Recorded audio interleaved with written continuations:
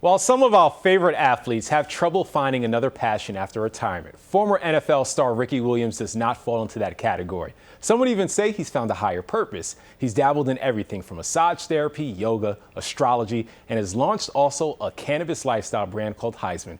Ricky, appreciate you joining us. How's everything? Oh my God! Quite the intro. It's funny. It's funny hearing it that way. I'm doing great. Thank you. We have a lot to dive into, but let's start off with what does a Saturday or Sunday afternoon look like for you? How much football are you dabbling in? Actually, not any. Sometimes if I'm lucky at the end of the day, Sunday, I remember that it's Sunday and I check out the red zone to catch all the highlights from the day. But Saturdays I'm usually doing readings, and Sunday is kind of my relaxation day, and which means I'm probably reading all day Sunday. Ricky the deep back, first and goal at the 2-yard line. It is Williams, slips away from one, touchdown! Great spin move for Ricky Williams. And the end zone welcomes Ricky, said, "Where you been, son?" 2011 was your last year in the NFL. Walk me through what you remember about that first year to how your schedule and time has completely evolved in being an entrepreneur. Yeah, so it was interesting when I retired. We had just lost to the Patriots in the AFC Championship game, so close to going to the Super Bowl.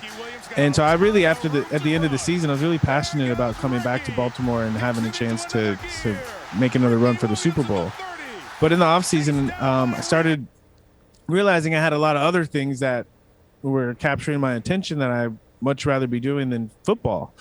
And I got a phone call from Bill Parcells telling me, suggesting that, I don't have to chase this dream, that there's other ways I can contribute. And that was the straw that broke the camel's back.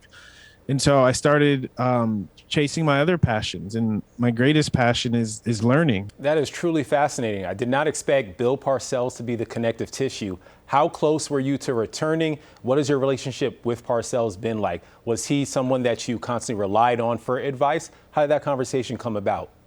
So it's all started. It's a funny story. It all started in 2007 when he took over as president of the Miami Dolphins. And at this time, I had just come back from a 1.5-year suspension, and I tore my pec the first game back. Okay, so that's the context of this first meeting. He said, "I've asked a lot of people about you." And he said, "Everyone I've asked said that you are a wonderful football player, and I'm honored to have you here. What can I do to make you feel comfortable?" And so he kind of took it on. It seemed like he took it on his shoulders to really make me feel comfortable and really help me get my career back on track. And for those next several years, he was a mentor. We'd have lunch once a month, and he would tell stories and we'd talk. And so he was one of the only people, I think, in the NFL that I truly respected. And so I was really close to coming. I was excited about coming back to Baltimore. But when Bill reached out with those words, again, they just rung in my ear, and I knew he was right. And I realized that I would just be chasing something, and there were other things that I really was passionate about doing. Wow. I did not know that at all. Describe Bill as a mentor. Is he stern, or is he a little bit more forgiving and laid back? What is that advice like? Hey, Ricky, don't come back to the NFL. He's funny? No, he's fun. He didn't say don't come back. He's wise. I think that's the way I would describe our conversations. It just felt like talking to an older grandpa or an uncle who was just who didn't have any personal gain. He just was appreciative that there was wisdom he had to share, and someone was receptive to hearing the wisdom. Let's turn our attention now to your Heisman brand. Great name, by the way. Thank you. Was there an inflection point for you that made you say that, okay, I have to start this lifestyle brand and get more involved with cannabis?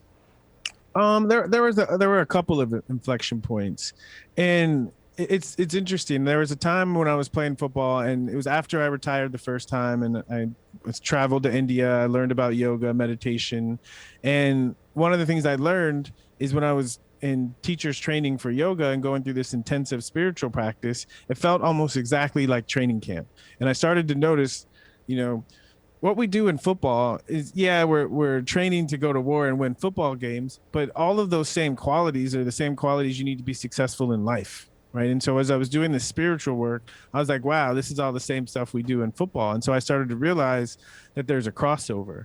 And so when I came back to the NFL, I really had this passion to start some kind of movement or something that really encouraged athletes to step into and own their spirituality more. Is there more progress that can be made by the NFL in how they view cannabis? Well, again, I think I have an issue with, when people are waiting for things to change, right? We always say, when are they going to change? When are they going to change? When are they going to change?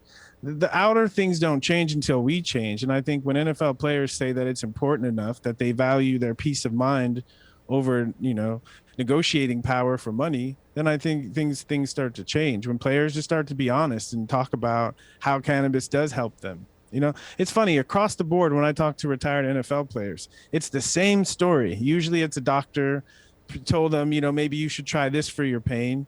They tried it, blew their mind, and all of them say, I wish I would have known this when I was playing. All of them say it.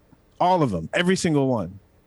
So I think this is a message. And if these players, just start speaking, telling the truth and sharing their story about how much pain and difficulty sleeping and what opioids and what NSAIDs do and their different experience using cannabis. It's anyone that hears these stories, it changes minds. If it's that unanimous, what is it going to take for the conversation to change? Do you need to have a conversation with the league, or is it current players saying, hey, this can be done better?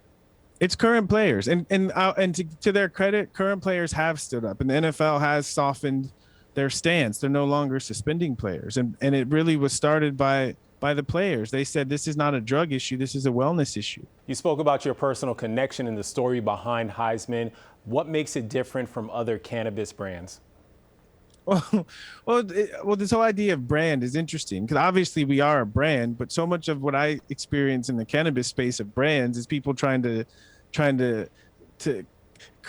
fabricate a cool story to make their brand, to try to sell people something.